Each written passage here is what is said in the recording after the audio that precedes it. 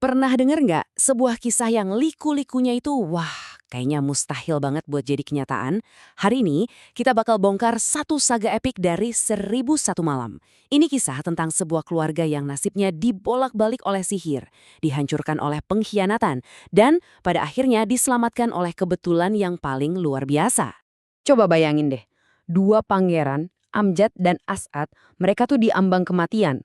Bukan gugur di medan perang loh, tapi atas perintah ayah mereka sendiri. Kata-kata terakhir mereka bukanlah permohonan ampun, tapi sebuah kutukan pahit. Sebuah tuduhan yang menghantui, yang ditujukan langsung ke orang yang memberi mereka hidup dan sekarang mau mengambilnya. Nah, ini nih yang jadi pertanyaan inti dari cerita kita. Sebuah pertanyaan yang menantang semua logika kita tentang ikatan keluarga dan kekuasaan. Gimana bisa seorang ayah sampai hati menjatuhkan hukuman mati pada anak-anak kandungnya sendiri? Jawaban yang bakal kita temukan nanti jauh lebih mengejutkan dari yang bisa Anda bayangkan.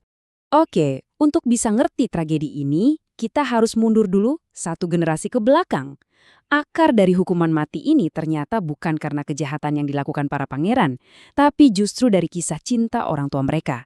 Sebuah romansa yang dipicu bukan oleh takdir, tapi oleh sebuah taruhan supernatural. Kenalan dulu yuk sama Pangeran Komaruzaman dan Putri Budur. Mereka ini sebetulnya ditakdirkan untuk bersama, tapi dipisahkan oleh satu keyakinan yang sama. Benci banget sama yang namanya pernikahan. Penolakan mereka begitu kuat, sampai-sampai keluarga mereka sendiri memenjarakan mereka, berharap bisa mengubah pikiran mereka. Tapi mereka nggak tahu kalau ada kekuatan yang jauh lebih besar yang sedang ikut campur. Nah, lucunya, nasib mereka itu nggak ditentukan di istana, tapi di alam gaib. Jadi ada dua jin yang lagi saingan, namanya Maimunah dan Dunashin. Mereka taruhan soal siapa anak didik kerajaan mereka yang paling cakep. Lewat sihir mereka, Komaruzaman dan Budur yang lagi tidur ini dipertemukan paksa. Dan dari situlah muncul percikan cinta yang nggak bisa mereka kendalikan. Dan disinilah letak ironi paling kejam dari cerita ini. Begitu mereka bangun, masing-masing langsung jatuh cinta setengah mati sama orang asing dari mimpi mereka. Tapi, keluarga mereka nggak ngelihat itu sebagai cinta. Mereka malah nganggap anak-anaknya udah gila. Bukannya dirayain, mereka malah dikurung lagi. Cinta baru mereka ini justru jadi kutukan yang bikin mereka menderita selama 3 tahun. Setelah akhirnya mereka bersatu melawan segala rintangan, harusnya kan happy ever after ya. Tapi di cerita ini, damai itu cuma sebentar. Seiring keluarga mereka tumbuh besar, begitu pula benih-benih pengkhianatan baru yang sangat berbahaya yang tumbuh di dalam istana mereka sendiri. Keluarga kerajaan ini makin besar, tapi di balik kebahagiaan itu, ada rahasia yang mengerikan. Saat putra-putra mereka, Amjad dan As'ad, tumbuh jadi pemuda, hasrat terlarang mulai membara di hati ibu tiri mereka.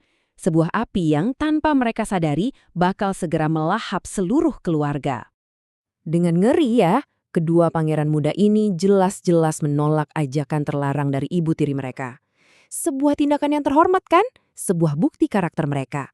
Tapi di drama istana yang bahaya ini, kebaikan justru bisa jadi hukuman mati. Penolakan mereka nggak memadamkan api, malah menyulutnya jadi neraka. Nah, ini dia titik baliknya. Karena merasa terhina dan ditolak, kedua ratu ini melakukan aksi balas dendam yang keji. Mereka bersekongkol, memutar balikan kebenaran, dan menuduh para pangeran melakukan kejahatan yang justru mereka sendiri coba lakukan. Sebuah kebohongan yang dirancang untuk menghancurkan segalanya.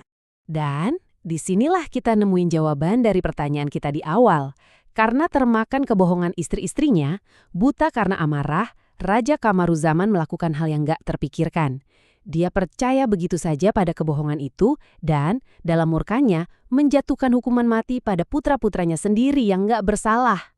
Tapi bahkan saat pedang Algojo mau jatuh, takdir berkata lain dengan cara yang paling nggak terduga. Seekor singa tiba-tiba menyerang si Algojo dan para pangeran yang seharusnya dihukum mati ini bahkan di saat-saat terakhir mereka malah maju untuk membelanya. Terharu dengan tindakan mereka, si Algojo jadi nggak tega. Dia pun memasukkan eksekusi mereka dan membebaskan mereka ke pengasingan. Disinilah takdir memainkan leluconnya yang paling kejam. Kedua kakak beradik ini berakhir di kota yang sama persis, tapi dunia mereka terpisah jauh. Amjad, karena kejujurannya, berhasil naik pangkat jadi wazir yang berkuasa. Sementara itu, As'ad ditangkap dan mendekam di penjara bawah tanah. Satu jadi penguasa kota, satu lagi membusuk di bawahnya, dan keduanya sama-sama nggak tahu keberadaan satu sama lain. Bertahun-tahun lamanya, Wazir Amjad ini pakai semua kekuasaannya buat nyari saudaranya yang hilang. Dia nggak pernah putus asa. Akhirnya, sebuah petunjuk membawanya ke sebuah penjara bawah tanah yang gelap, di mana setelah bertahun-tahun terpisah dan menderita, kedua bersaudara itu akhirnya bersatu kembali dalam reuni yang penuh air mata. Tapi, kebahagiaan reuni mereka itu cuma sebentar. Tepat saat mereka menemukan satu sama lain lagi, Cakrawala tiba-tiba jadi gelap. Kota mereka dikepung, dan bukan cuma oleh satu, tapi oleh 4 pasukan besar sekaligus, masing-masing datang dengan alasan yang beda-beda. Mempersiapkan panggung untuk sebuah klimaks yang bahkan para jin pun nggak bisa meramalkannya. Dan coba deh lihat betapa nggak masuk akalnya semua ini. Setiap pasukan ternyata dipimpin oleh anggota keluarga mereka yang udah lama hilang. Kakek mereka, ayah mereka yang penuh penyesalan, bahkan seorang ratu dari masa lalu As'ad. Semuanya, tanpa janjian, mencari anggota keluarga yang hilang dan semuanya tiba di gerbang kota yang sama pada waktu yang bersamaan. Ini tuh kebetulan yang saking gedenya rasanya udah kayak takdir. Ini benar-benar luar biasa kan? Apa yang seharusnya jadi medan perang berdarah, malah berubah jadi panggung untuk reuni keluarga paling mustahil dalam sejarah. 3 generasi dari keluarga yang hancur lebur, yang seolah ditarik oleh kekuatan tak terlihat, akhirnya ketemu lagi di tengah-tengah kepungan musuh. Disinilah semua kesedihan dan perpisahan akhirnya berakhir. Dan dengan itu, akhirnya damai juga. Raja Kamaruzzaman setelah tahu kebenarannya berdamai dengan anak-anaknya.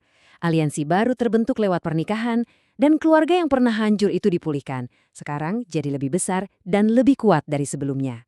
Setiap anggota keluarga akhirnya menemukan tempat mereka masing-masing, siap untuk memerintah kerajaan mereka dengan kebijaksanaan yang didapat dari penderitaan. Nah, ini ninggalin kita dengan satu pertanyaan terakhir yang terus kepikiran. Apa sih kekuatan yang sebenarnya ngatur saga multigenerasi yang luar biasa ini? Apakah ini benang takdir yang udah tertulis? Atau badai kebetulan yang mustahil? Atau jangan-jangan, ini semua cuma gema kacau dari sebuah taruhan iseng antara 2 jin di masa lalu? Mungkin, ya jawabannya tergantung dari sudut pandang kita masing-masing.